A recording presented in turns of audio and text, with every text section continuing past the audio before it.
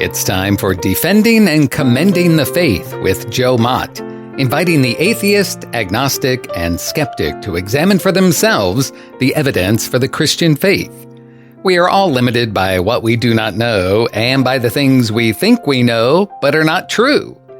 Dr. Joe Mott earned his PhD at LSU and was a distinguished math professor at Florida State University for 38 years, helping to write 3 math textbooks and authoring over 30 research articles in math. He is now the host of this radio program, Defending and Commending the Faith. Here is Joe Mott. Hello to everyone in the audience. Thank you for joining the program with me. In episode 100, I showed that it is widely admitted by both atheist and Christian philosophers alike that the logical version of the problem of evil has failed. But, as Yogi Berra formerly said, the game is not over until the fat lady sings. Those atheists who still cling to the problem of evil as something against the existence of God now bring in a relief pitcher who they hope will finish the game with a victory. Atheists now pose the problem of evil as a probabilistic argument. They claim that given the depth and extent of evil in the world, it is highly improbable that God exists. Surely God, the atheists conjecture, could have reduced suffering without reducing the world's overall goodness. Here the atheists are appealing to this issue on an emotional basis and not a rational one. Why? Because they offer not a single shred of evidence for their conjecture. That there is pain and suffering in the world is beyond dispute. What is at issue is how a good God could have reasons for permitting suffering in the world, since much of that suffering appears to be utterly pointless and unnecessary. Upon reflection, it is not difficult to discern a good reason for some suffering. I suffer the pain of hernia surgery because the presence of a hernia could be dangerous to my health. My children were allowed the possibility of falling and scraping their knees while learning to ride their bikes, so that one day they may be able to ride without the aid of training wheels. We choose to take the pain of an injection in order to avoid some diseases.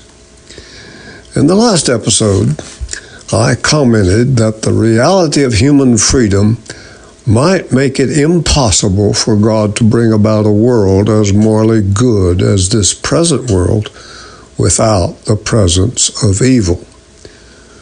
Perhaps if there is a lot of good, then there could be a lot of evil. Nevertheless, at this time, I have no evidence to substantiate my hypothesis. Even in the Bible, it is clear that in this world, Christians can expect trials, temptations, sufferings, and persecutions.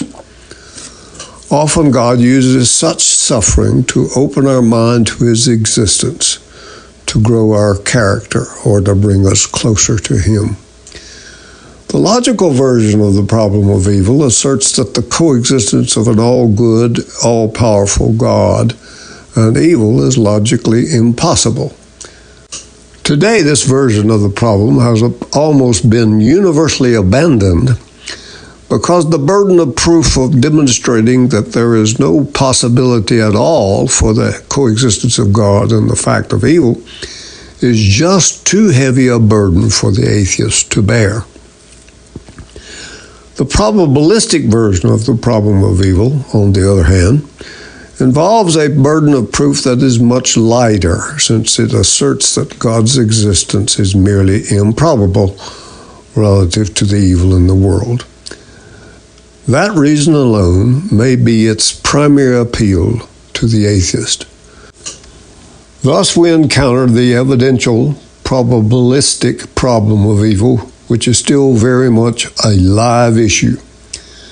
Nevertheless, I think the atheistic claim now is very much like a drowning man clutching for a straw to keep himself afloat. So what can be said in response to this new argument?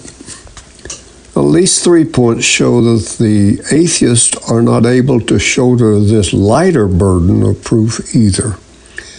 These 3 points appear in the book Philosophical Foundations for Christian Worldview by J.P. Moreland and William Lane Craig, and also appear in Craig's book On Guard.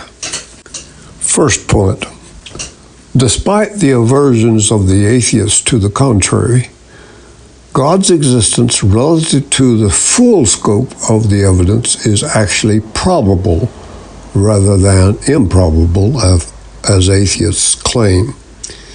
If the logical version of the problem of evil were a sound argument, then God would not exist and the case would be closed. But that version failed miserably.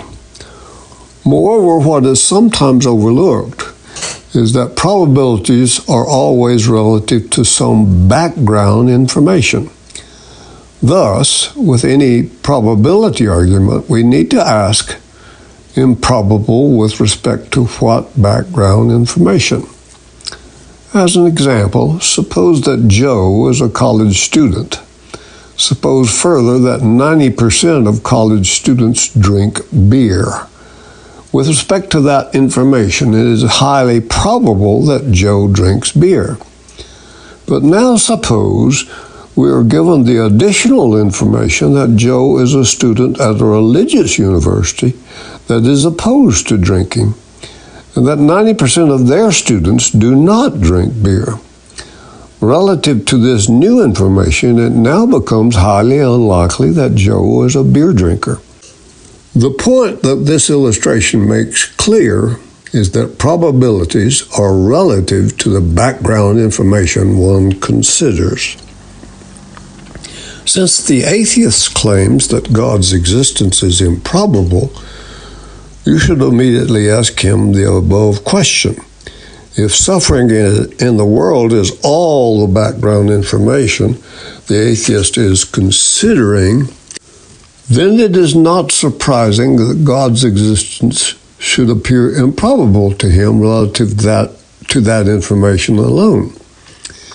Indeed, it would be a major coup if theists could demonstrate that relative to the evil in the world alone, God's existence is not improbable.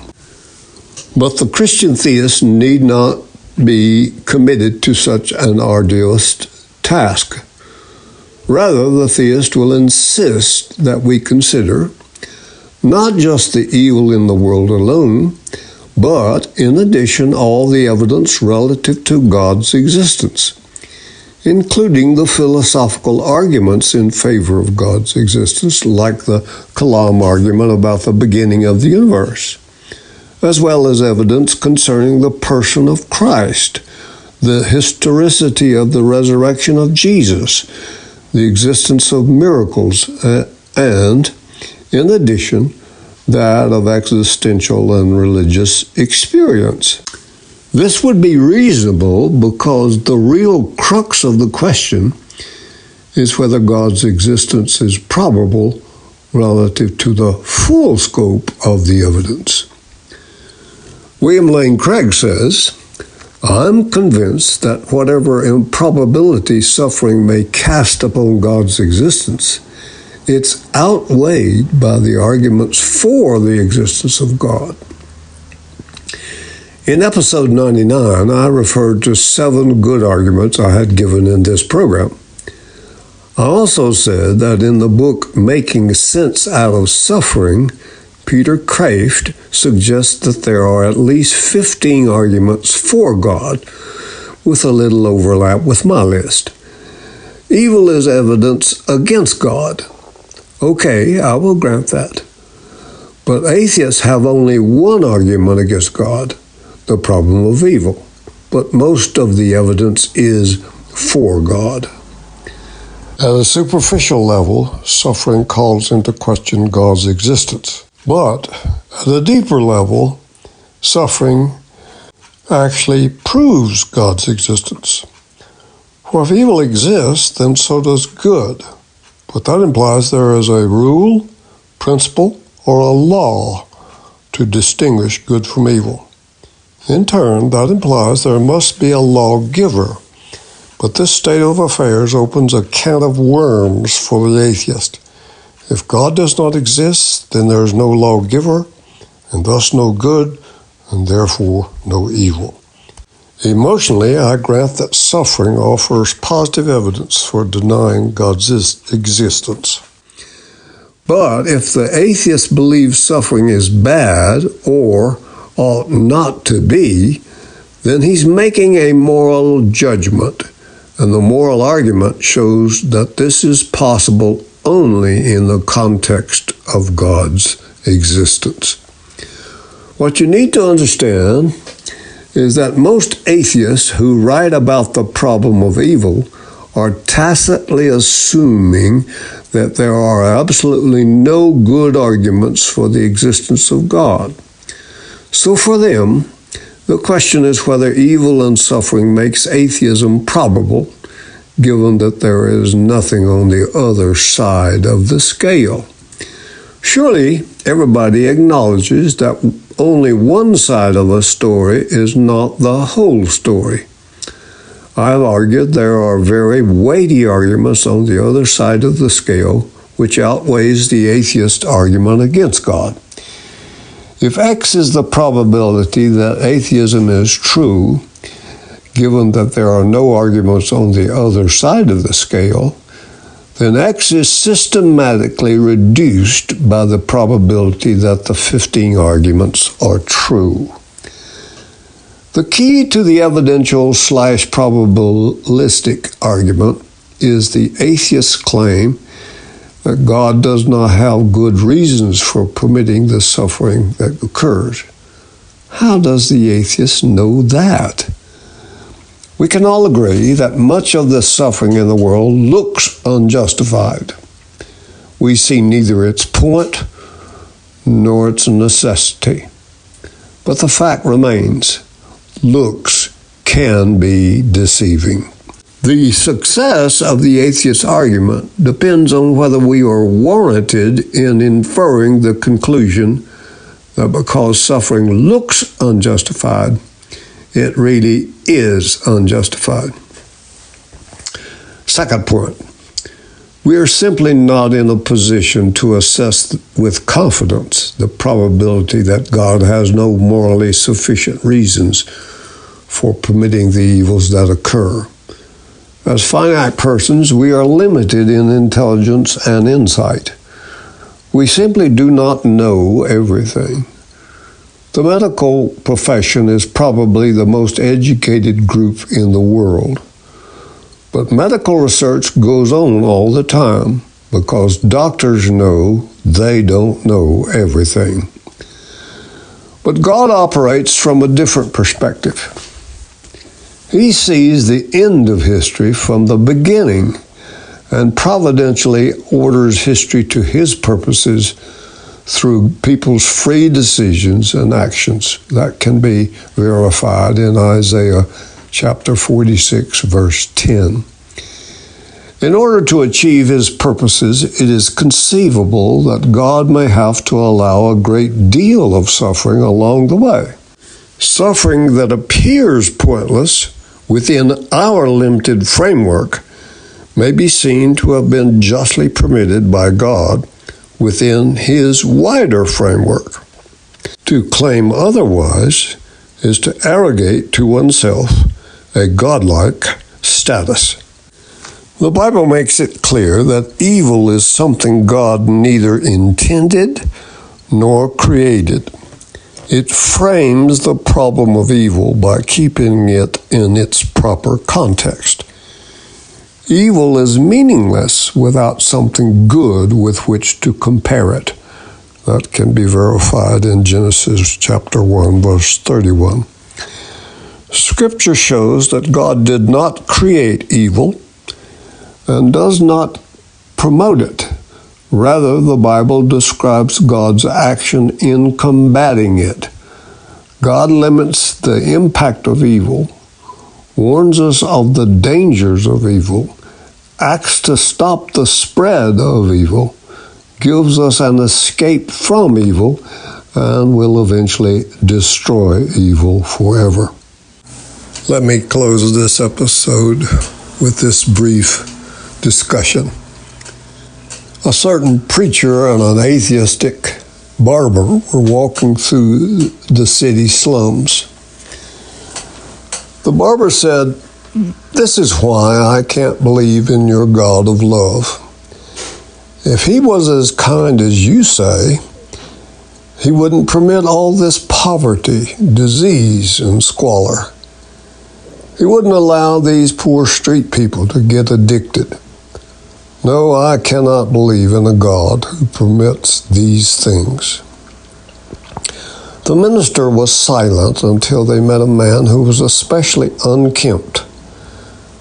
His hair was hanging down his neck, and he had a half-inch of stubble on his face. The preacher said to his friend, "You can't be a good barber, or you wouldn't permit a man like this to continue living here without a haircut and a shave." Indignant, the barber answered, "Why blame me for that man's condition? He has never come in my shop. If he had, I could have fixed him up and made him look like a gentleman." The preacher said, "Then don't blame God for allowing people to continue in their evil ways. He invites them to come and be saved."